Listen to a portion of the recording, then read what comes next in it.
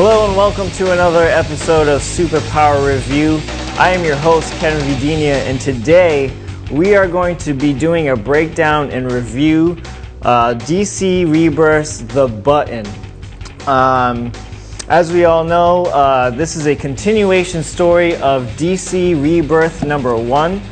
This came out last year, and so finally a year later we're getting some story and continuation of why 10 years has been erased from the DC universe and why history has been rewritten. So The Button consists of Batman number 21, The Flash number 21, Batman number 22, and The Flash number 22. So we're going to go through the story a little bit.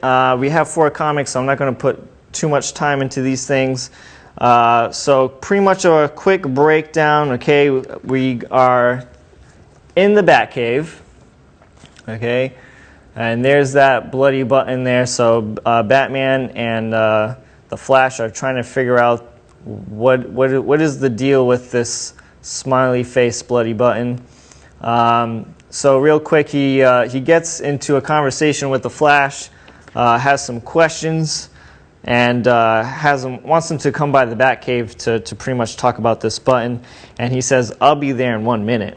So the Reverse Flash actually shows up, and we get this beautiful full-page artwork right here. And the artwork is done by Jason Fabok.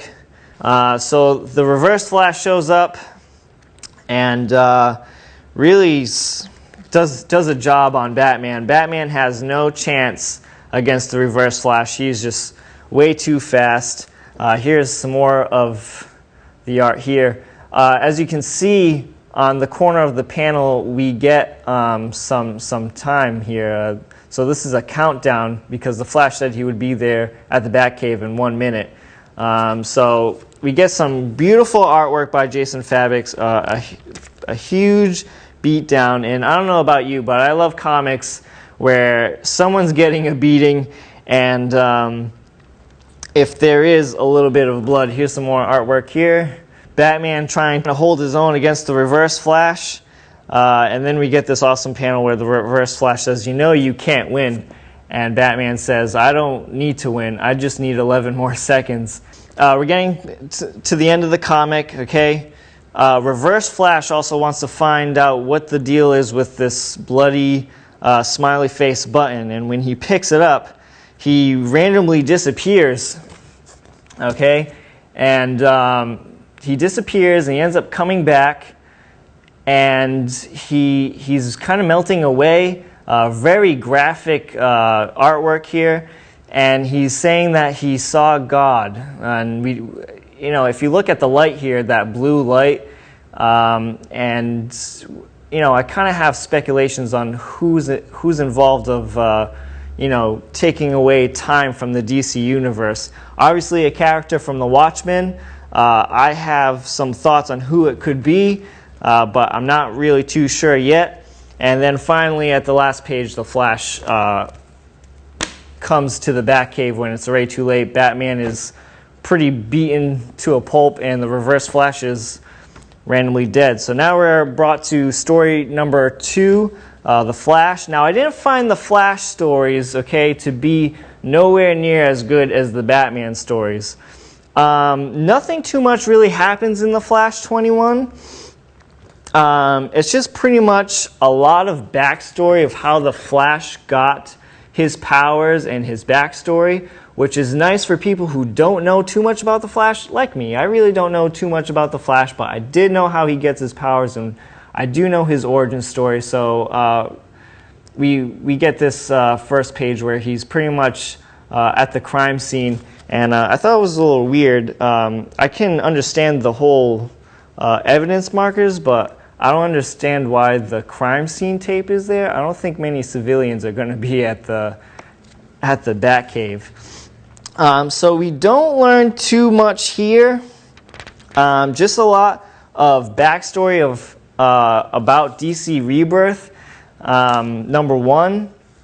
As we can see here, we see a picture of Batman all beat up and whatnot. He had a rough day. Again, nothing too much. So they pretty much talk about evidence, forensics. So Flash and Batman are having a conversation, trying to figure out what's going on, what happened to the Reverse Flash, why did he die, and then the Flash just pretty much takes it upon himself and leaves Batman to take a rest. So he ends up going to Justice League headquarters, goes and picks up this treadmill. A lot of people who read The Flash and know more about The Flash than I do finds this. He has this treadmill that he practices on, and also can find the coordinates of the radiation of the button. I don't know. The reason why I don't read The Flash too much is that it just confuses the hell out of me sometimes, and there's just too many timelines and too much going on, and I can't keep up with it. If The Flash was not in this storyline, The Button, I would have not picked up this comic at all. But you need to pick it up just to know the rest of the story. Batman ends up showing up, and they ended up going through time on this treadmill together. They ended up seeing glimpses of their past.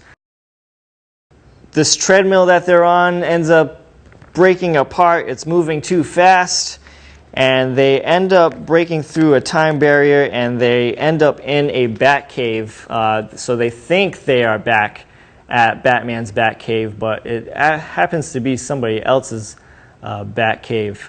And who could it be? Well, I know who it is. And it's, lo and behold, Mr. Thomas Wayne, Batman's father. So now we are brought to Batman number 22, and this is by far my favorite comic book out of the whole entire story. There's a lot of feels in this comic book. We get some backstory of the Flashpoint Paradox. We get Thomas Wayne and Batman, Bruce Wayne Batman, fighting side by side, which is really cool. Here's some feels.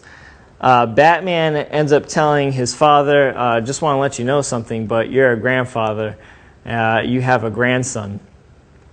And what this timeline was supposed to be destroyed, somebody wanted Batman and the Flash to come back to this. Somebody wanted Batman to see his father and tug on some feelings here.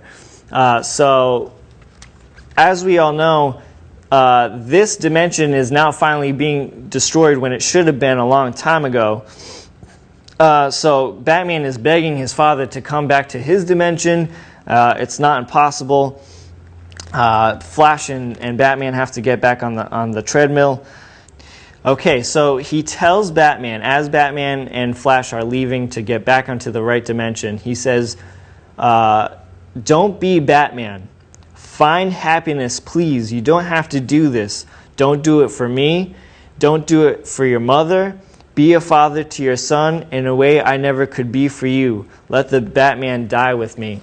So obviously now that this dimension is being destroyed, Batman, he was lucky enough to see his Batman once in this dimension, but he will never see his father ever again. So that was the biggest part of this whole story here. And then they're traveling so fast on this stupid treadmill thing that they end up bumping into the Reverse Flash, who should be dead. Flash warns them, saying, "Hey, listen, don't travel with the button. You're not going to like what you see. You end up dying." So now we're left with number 22 of the Flash, Part 4.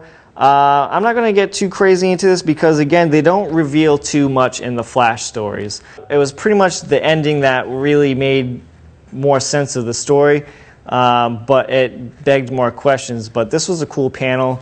The bat signal goes out, and Bruce Wayne Batman just pretty much ignores it because he's so troubled by his father's words saying, "Don't be the Batman." So now we get some glimpses of the button, and this big blue hand comes and grabs the button, which I knew who it was.